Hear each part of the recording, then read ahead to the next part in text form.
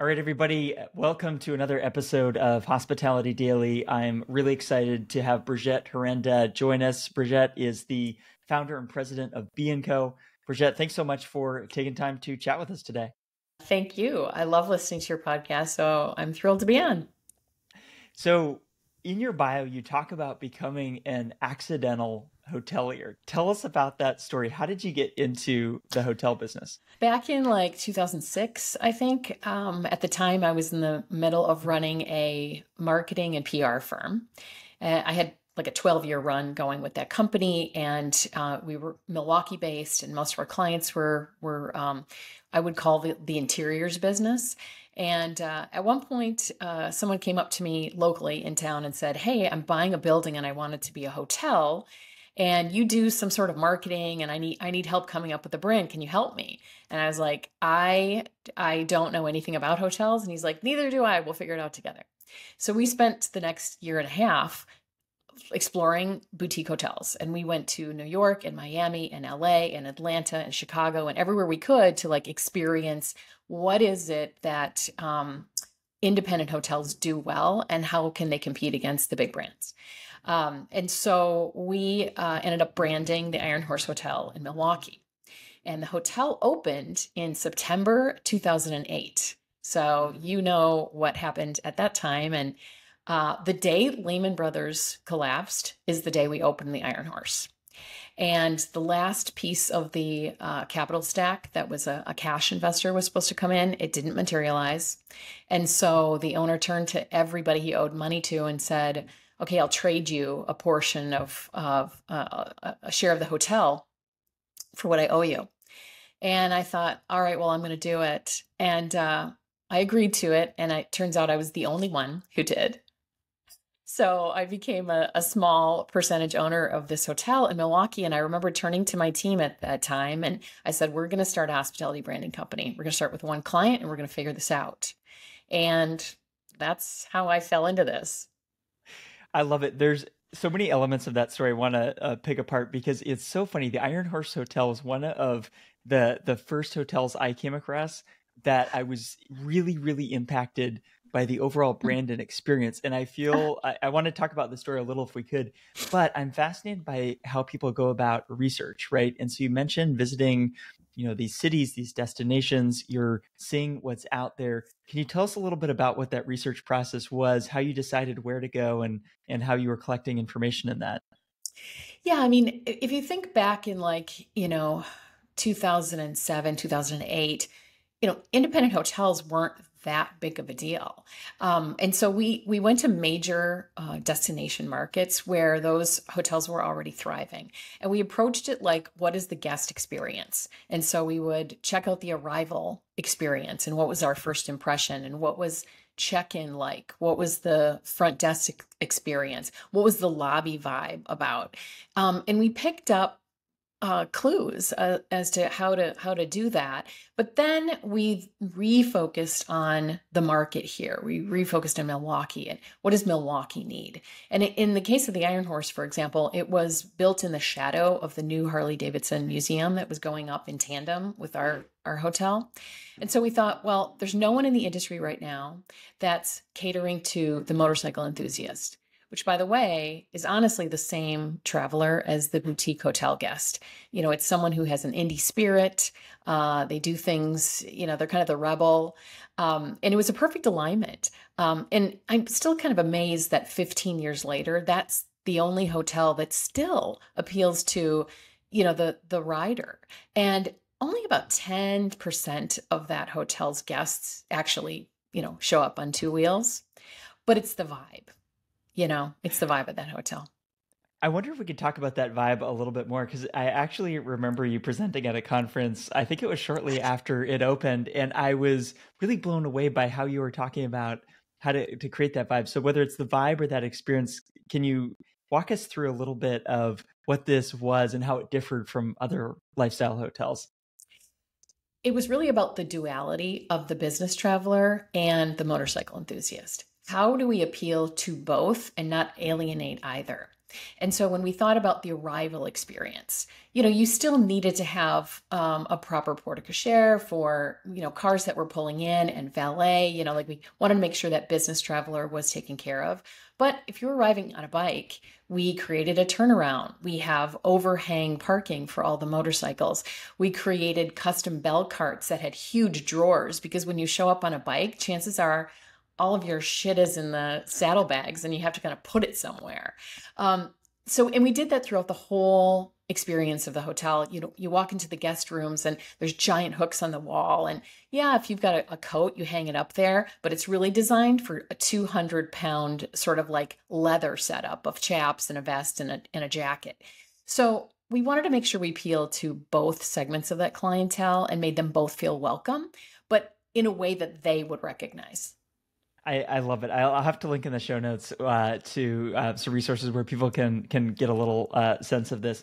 I'd love to talk a little bit about B&Co if we could, and then we'll get into some more stories and case studies. But tell me a little bit about kind of your firm today and where you focus, and then I'd love to get into more about the world of branding and hospitality.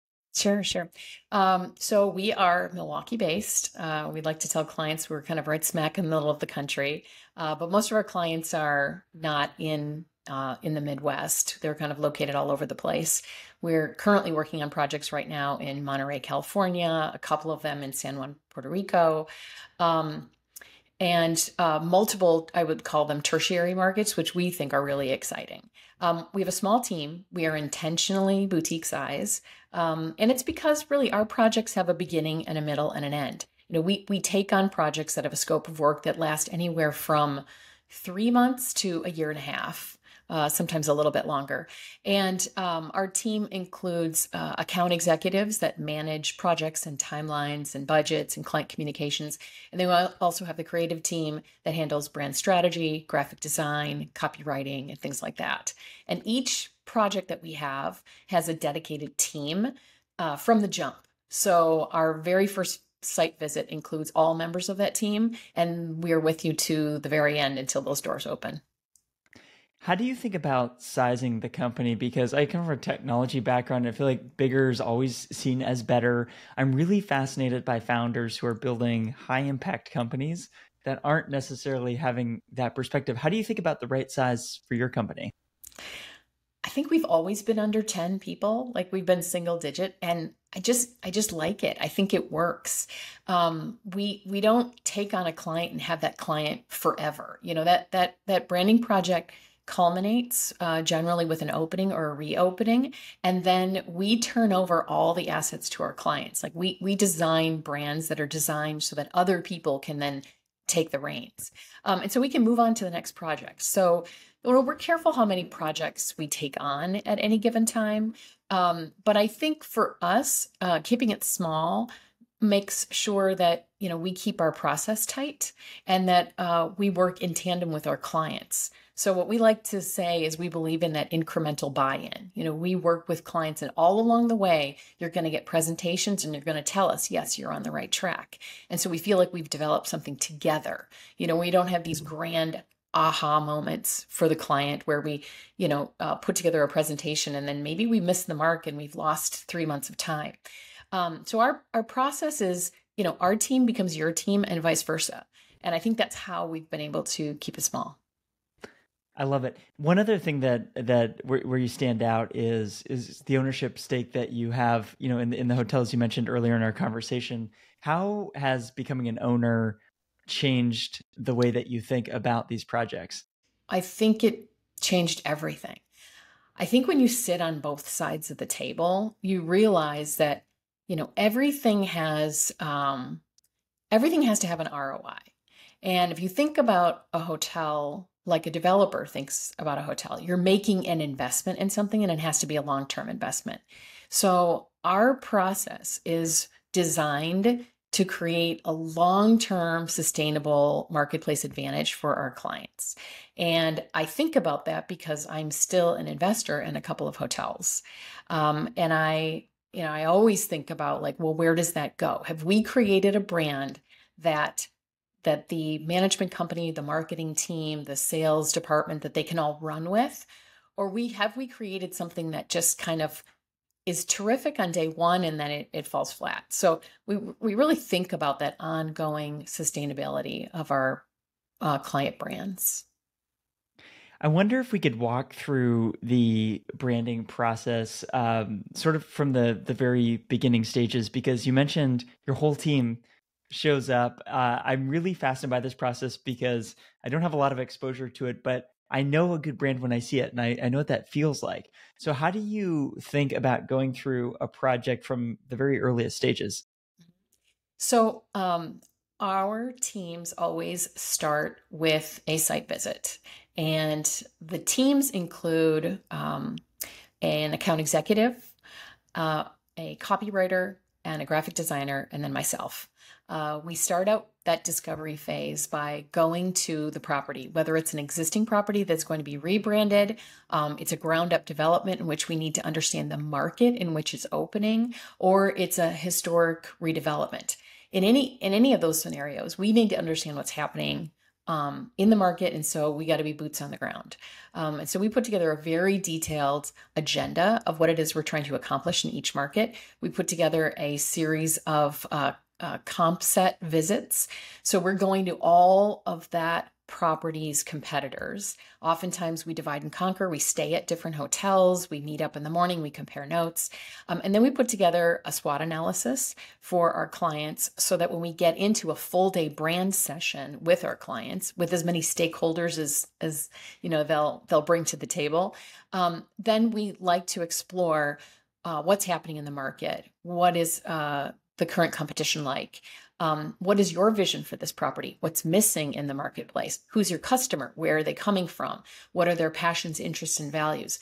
So that all goes into the discovery phase, which, I would argue is probably the most important phase. Like, it all starts there and we gather so much information. Beyond that, we put together a presentation that we refer to as what we heard, which is a distillation of everything that we took away from a site visit. And that normally takes a week or two after we get back to pull that all together. And we present it to the client in a way that we want to make sure that we heard them properly and we've started out this process on the same footing.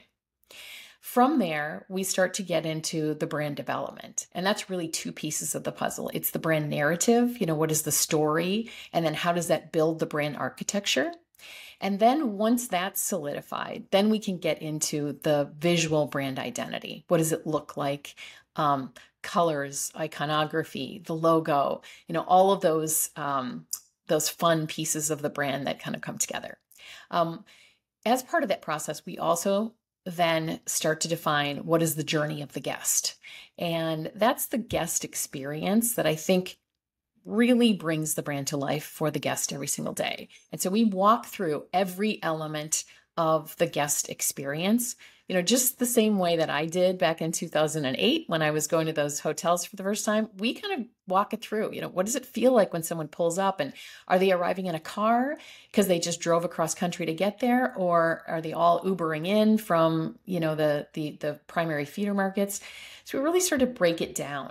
What do they want from the lobby experience? What are they looking for in their guest room? Is it just a place to put their stuff and go, or is it really a haven? So all of that kind of gets baked into the guest experience. And then finally, the last piece of the puzzle is what we refer to as brand implementation. That's all the deliverables. Everything a hotel or restaurant needs to get the doors open. Our team works from the perspective of design, of collateral materials, signage, website.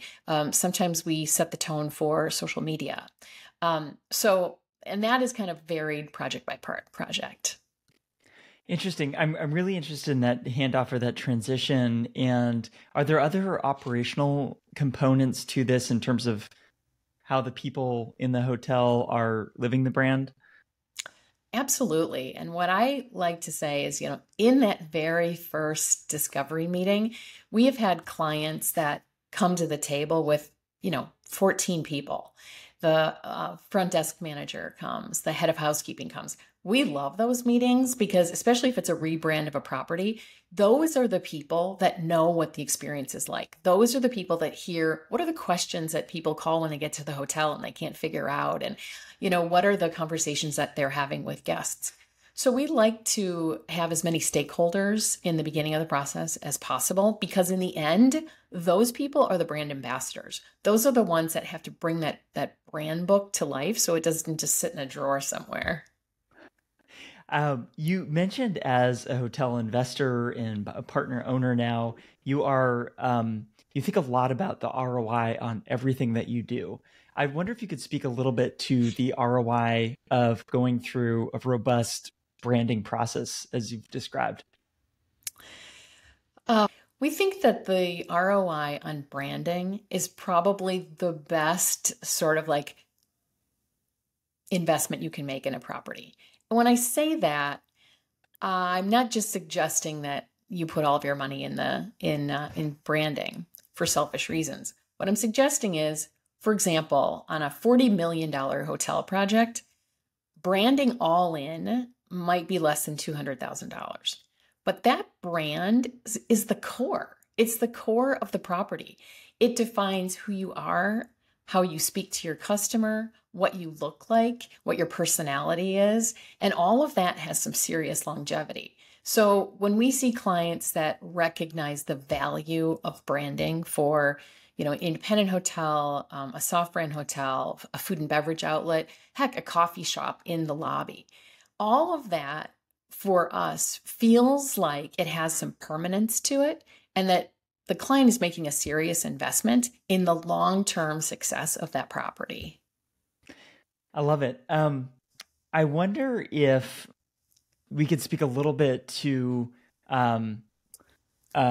kind of like what it looks like to sort of feel the brand. Actually, let me go back. I want to kind of like stay on this thread of ROI just a moment longer because I'm curious. I've in a couple conversations recently, there's been this consistent theme that there may be some overlooked or underrated elements of branding beyond kind of how they're typically described. Everything from attracting talented people to maybe other things. Are you hearing that from clients as well? Are there sort of benefits beyond the obvious ones of branding for going through this process?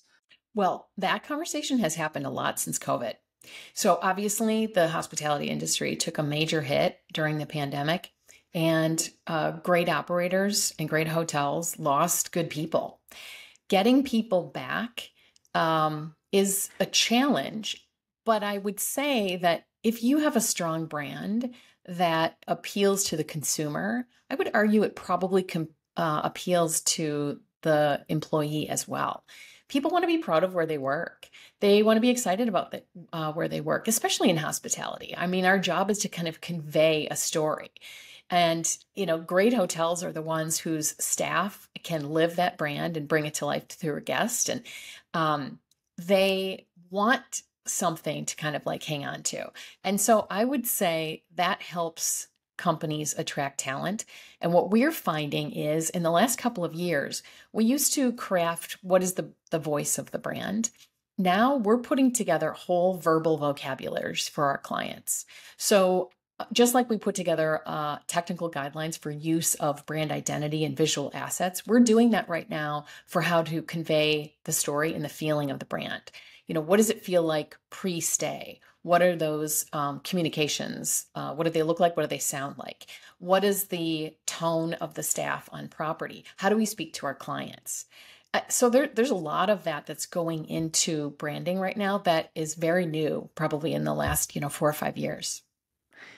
That's fascinating to hear because I feel everybody talks about the guest experience, want to create a great, memorable, remarkable guest experience. You're really close to this, working on, the most interesting, exciting projects right now. You've been doing this, going back to what we mentioned earlier, the Iron Horse Hotel. I'm curious, as you think about guest experience today, are there elements that you're especially focused on or you think have an outsized impact in terms of how that guest feels and the overall business success of the hotel? I think unique experiences are a big part of successful destination hotels. And I say that for a couple of reasons. One, I think we're seeing that in the industry, consumers want to spend their money on experiences, travel being one of them. I think about my own kids. Like my kids are in their 20s and, they're not saving for a house or a condo. They want to travel. I mean, my daughter just saved up money so she could go to a friend's wedding in India and then spend, an extra week in India. My son just became a dive master and he's going to Bonaire with his girlfriend. And, it's a once, I don't want to say once in a lifetime, but it's like a very interesting experience for them at that young age. And I think what we're learning is that today's consumer, even like those in their 20s, are looking for experiences. Your hotel just can't be a place where people sleep. I think it has to deliver more than that. It has to deliver an experience. And that's what consumers are expecting and almost demanding. So, we've got clients that are exploring really cool ideas. I mean, we've got a client that's looking at a fish to table kind of experience where you go out fishing or hunting and they prepare for you what you've found. We've got clients that are doing pop-up vintage shops in their lobby because that's kind of their vibe. I think delivering that experience to the guest in a way that aligns with your brand and your brand story is becoming something that consumers are looking for and expect. They want to be able to tell that story too. What was their stay like at the hotel? Well, let me tell you, this is what we did and it was great. What is needed for hospitality providers to execute on that? Because I think there's the imagination stage, but I wonder kind of the components, because everybody's not doing this. So what have you noticed as consistent themes of the ones that are thinking this way and operating this way? Mm-hmm. I think a lot of it is operational buy-in. When we come up with these brand activation ideas, we always work with the hotel management company to make sure that what we're coming up with is something they can execute. It doesn't make sense to come up with a lot of, activation ideas that are just too difficult to implement. And so we want to make sure that the team that they have at the property can execute those things. And I think part of it too is leaning into what are they already doing that we can take advantage of. We're working with a property right here in Wisconsin.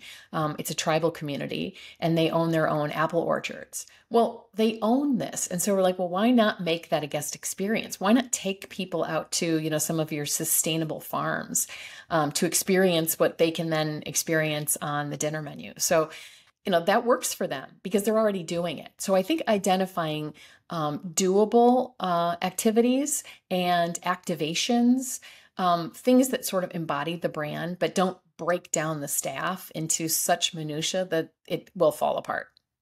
I wonder if we could speak, Brigette, around some of the projects that you've done. So we started working on the hospitality component at the U.S. Air Force Academy back in 2019.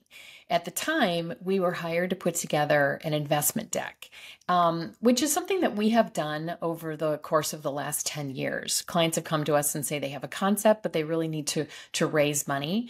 And oftentimes it comes in, institutional lending as well as some private equity. So we put together detailed investment decks to help convey the concept of a hospitality opportunity. In this case, it was a significant bond raise that we helped convey a story for. And years later, that bond was fully executed and the project became a reality. And then we went through another bid process where we had to be selected to be the branding team behind it. And thankfully we were. So we've been working with the U.S. Air Force Academy, the Academy Foundation, as well as Coral Tree, who is the management company of the project, and Provident Resources Group, and that's the owner. That project has been, I would say, a once-in-a-lifetime project. It's a hotel that will be built right on the outside of the secure area of the Air Force Academy. Back in prior to 9/11, the Air Force Academy was one of the most popular destinations within Colorado Springs. And after 9/11, those gates were shut down and it became a secure area. And so the visitors just dropped off. What happened following that is there were a few developers and those with a vested interest in the academy who came forward and said, why don't we create a new visitor center that is on the other side of that secure line and recreate this as a destination for Colorado Springs. So our team has been working on the hotel, the conference center, and a number of food and beverage outlets on property. And that's really been an amazing project. You know, our discovery with this started with touring the Academy campus, and there's just nothing like it. It is built on a grid, if that makes any sense at all.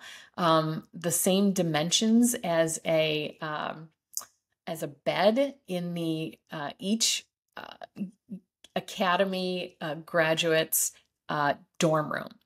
And so because this campus is built completely on a grid, we use that as graphic inspiration for the hotel itself. Hotel Polaris, that name really came from the fact that it is the goal of this property to offer access to the academy itself. And we look to the academy as this hotel's North Star. And so, you know, Polaris really became a natural extension of that story. So in addition to the hotel and the conference center, we're also working on a rooftop bar. There is a flight simulator area and an entertainment zone that we think is going to attract a lot of families. There's a full service restaurant in the hotel. So it's a huge campus. It's probably a year and a half, almost a 2-year project for us. And it's an exciting one. And I would say when we were talking earlier about vocabulary of the brand, that's become a major part of our deliverable because this campus attracts, you know, individuals from the military as well as, you know, families that are visiting cadets at the academy. How our hotel staff will relate to and speak to all of those folks, I think requires some nuance. And so we've been very focused on that. What a unique project. I see a lot of concepts and projects. This definitely stands out as pretty remarkable. I'm curious for you, in the early stages of this, what was it about the opportunity of hospitality in this environment that excited you most? We've been fascinated about this project since working on it early on. And I think the reason that hospitality at the Air Force Academy campus is so important is because just the volume of people that interact with the Academy every day. I mean, you have vendors calling on them, you have government officials that are there, you have parents and students, you have visitors who are just visiting Colorado Springs. And it is an incredible example of modern architecture, which I think people don't realize. You know, it was founded in the 1950s. It's an incredible example of that style of architecture. And I think the hotel itself is designed to complement what we like to say is kind of we'd like to fly in the same sort of like flight path as the academy, but not follow it exactly. And so I think our opportunity with this hospitality project is introducing more people to the academy, but also recognizing that this is a Colorado story, not just an Air Force story. Interesting. The sense of place is something that I'm fascinated by. When you say it's a Colorado story, what does that mean to you? So back in the 50s, you know, when Eisenhower was president and the government was thinking about where they were going to put the U.S. Air Force Academy, there were a number of sites that were looked at. In fact, Lake Geneva, Wisconsin was one of them, which I didn't know until we got into this. But I think Colorado was the right choice at the time, and it was because it represented a new frontier. And I think the Air Force also thought of itself as explorers of that new frontier. And so this particular hospitality project has to be as much about the West as it is about the Academy, because it plays such a big role in the spirit of the Academy and the underlying attitude of what it means to be in America's West. You mentioned earlier some of the different stakeholders and collaborators in this project, from the Air Force Academy to the foundation to Coral Tree to the owner. How do all of those pieces interact? I imagine there's different relationships at different stages, but for people like me that are brand new to this whole process of the broader ecosystem, how would you describe, kind of who you first worked with and who you kind of pull in at which stage of a project like this? This particular project, I think, was incredibly important that we had participation from not only the client and the operator, but also as a larger picture, the Air Force Academy itself. And the reason I say that is because, no one on my team has a military background. We certainly don't have an Air Force background. No one here knows any Academy cadet graduates. We did not know their culture. And so when I think about market to understand what the culture is of that community, well, this is a culture in and of itself. And so we were able to turn to the Academy repeatedly and make sure that what we were crafting in terms of a brand story and the visuals was respectful, but also exciting and even playful to some extent, because this is a hotel that has to appeal to the general public, not just the Academy. Us, what those unique stories are of the Academy so that we could share in that and then share that with guests. So it's been incredibly invaluable. It's so exciting. And I can't wait I'm going to be in Colorado Springs actually in a few weeks. So I'll have to, I'd love to kind of talk to the team, and as you kind of build this out, I think it's so exciting. I wonder, Brigette, if we talk a little bit about rebranding, and we could talk about Miami Beach project. We could talk about something else, but is there a project that you've done, in the somewhat recent past that you think would kind of showcase what that rebranding process is like? Is Miami Beach good, or is there something else on your mind? So many of the projects that we're working on right now, and especially in the shadow of the pandemic, have been brand repositioning projects. And I think it's because there was a big shakeout during the pandemic. Hotels were finding that if they were on shaky ground before the pandemic, many of them didn't survive. And so there were a lot of our clients that bought properties that realized they were not fulfilling their full potential. And so we had clients that made an investment in acquisition, but also a refresh of the project physically, and then a rebrand to kind of position it. So a good example of that, for example, is our client Driftwood has done quite a bit of work in Florida as well as San Juan, Puerto Rico. We're working with them on projects in both of those markets. When they acquired the management contract for what was the Pally House in Miami, they came to us and said, we're taking this over in a matter of weeks, and we need to reposition this property as an independent hotel, finding out what is a concept for this hotel, what could it be called, and what is the brand story that we're going to lean into. So it was one of those amazing, like, Art Deco Miami Beach hotels. I grew up going to Miami Beach as a kid, and so those are my favorite hotels.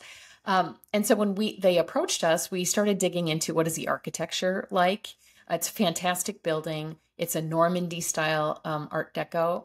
And so we leaned into French as a concept. And it's a hotel that's a little off the beaten path in Miami Beach. And so we went down the path of exploring, well, what does it mean to be sort of like a hidden gem in Miami? And we recognized there's a French word, Trouvail, that kind of means a lucky find. And we leaned into that, and our concept was, let's call it Hotel Trouvail, and let's make this whole thing about lucky finds. And so the French theme, this kind of Miami Beach meets Saint-Tropez, was the vibe that we went for. And because we found something that appealed to the client pretty seamlessly. We were able to run with it in a short period of time. So within a matter of weeks, we came up with the concept, the name, the logo, the visual identity, and all of the assets that the client needed to launch a website in time for them to get the doors open. So it's a fantastic project. It was one of the quickest projects that we've turned around, but I think we were just lucky enough to kind of hit something that the client liked. That's great. And I'll link in the show notes where people can see some of the visual identity and the project and the website. I think it's really well done. I wonder if you could speak a little bit to some of the guest experience on property. What are some elements of that you think stand out and you appreciate the most? So we talked about this property being kind of a hidden gem, and I think the beauty of it is that it's a chill environment. There are a lot of Miami hotels that are they're quite the vibe, and this feels like a little haven in the middle of Miami Beach. And so the experience, because it leaned French, the cocktails kind of have a French bent to them. The pool area is activated. The cocktails are French inspired as well. The breakfast has become an experience at this hotel, again, leaning into that sort of Euro style of breakfast. The guest rooms themselves are little sort of pied-à-terres for the guests. Many of them have little kitchenettes in them. And so the idea is to kind of feel like you are in Miami and you're steps away from the action. But when you come back to the hotel, you're definitely in this little green hidden gem of a property. That sounds so fun. I'm curious how you think about engaging different senses in as part of the experience. Does some of your work in a project like this involve, like, I don't know, sound or smells or things like that? I think playlists are really important. I think it's overlooked. Hotels that have forgotten about that sensory experience are the ones that you walk in and sometimes you're like, what are we listening to? Or all of a sudden you'll hear a commercial play and you're like, holy cow, someone just put on their free Spotify. So I feel like that's really intentional. I think the smell of a hotel, the scent, I think the playlists that are happening, not throughout the day, but really at various different points of the day, are really important to establish early on. And when you think about a hotel, like a hotel in a destination market, the question is, why is the guest there? Why have they chosen your property? For example, like the playlist at the Iron Horse, like we lean very heavily into kind of that like rider, indie rock vibe. Whereas, hotels in markets like Miami, it definitely is a pool sort of like chill vibe that's happening throughout the property, like Hotel Trouvail. So I think the sensory experience is a big part of that guest deliverable. Early in our conversation, we talked about your work with the Iron Horse Hotel. That was 16 years ago or so. A lot's changed in the world of hospitality since then. I'm curious now, as you look out over, the hospitality landscape, what excites you the most in the world of hospitality, maybe within indie hospitality or just hospitality broadly? I'm curious what you're excited about as we head into 2024. I think, as I mentioned earlier, that the whole guest experience component being a major part of the brand deliverable is probably the most exciting part for us. I think branding, early on back in, 2008, when I started the company, we oftentimes had clients come to us and they said, we need a logo. Like their idea of branding was a logo. And that's almost completely gone away. No one expects that a logo and a color palette is going to define your property. I think everyone that is playing within the hospitality space for either independent hotels or soft brands are recognizing that it's the full guest experience that people are paying a premium for. And so we're most excited about being able to deliver that. Some of our clients come back to us 3 years later and they say, hey, we want to refresh this thing. Can you come and stay on property for a day or two? Let us know how we're doing. Tell us how we can kind of get back on track. And so what we do is we pull up that brand book, we go back to our brand pillars and the promise of the brand that we made for the guests. And we say, is the guest experience actually delivering that today? And if it's not, how do we get it back on track? And so we're really excited about the clients that revisit that because it's what keeps them on track, and it's the whole point of long-term branding. That's so great. Staying on track, making sure that this is constantly a focus is so important. Something else I'm curious about is, do you feel today there's more of an opportunity for independent hospitality than in the past? How have you seen this evolved over the past 10, 15 years? It's really interesting. So, 15 years ago, when we got into this business, soft brands were just coming on the scene. And, there's a lot of people within independent hospitality are like, oh, the soft brands are just really the brands. And I would argue against that. I would say that the brands themselves, Marriott, Hilton, Hyatt, they have done, I think, a wonderful job of saying, we're going to give you a platform. We know that you want to be independent, and we're going to actually push you to be independent. We're going to have some rules and guidelines to make sure that your brand process feels genuine. And so they're bringing to the table individuals that may not be fully confident in creating a completely independent hotel, but those that want to create, I will just say, a lifestyle brand. And so I fully embrace those hotels as independent as well, as long as they're living it, as long as they're delivering the true guest experience that the lifestyle guest is expecting. Before we go, is there any questions I should have asked you or things on your mind? One of the things that we have seen over the last couple of years is non-traditional hospitality. So we've had clients come to us that have bought, a Super 8 or a Motel 6, and they recognize that that old platform is not going to appeal to today's traveler, but they can use that real estate to create the experience. And so we have a number of clients who have made, investments in what we'll just call like limited 3-star roadside hotels, but have turned it into something amazing by making sure that the design is elevated or at least interesting, that they have a strong point of view when it comes to what they're delivering the guest, and recognizing that people will pay a little bit more, but maybe not 4-star level, but a little bit more for an experience that feels like it appeals to them.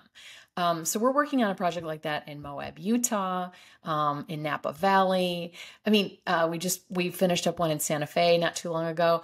These are cool projects that, I would say 10 years ago, you weren't going to even get funding for it. It was just too out there. But now people are recognizing that these are unique hospitality plays for investors that are very intentional of who they're going after and how to brand to them. It's super exciting to see that, and I can't wait to see some of those projects come online. Brigette, thank you so much for running through this all. I had a lot of fun learning from you, talking with you. So thanks so much for taking the time. Absolutely. Thanks for the chat.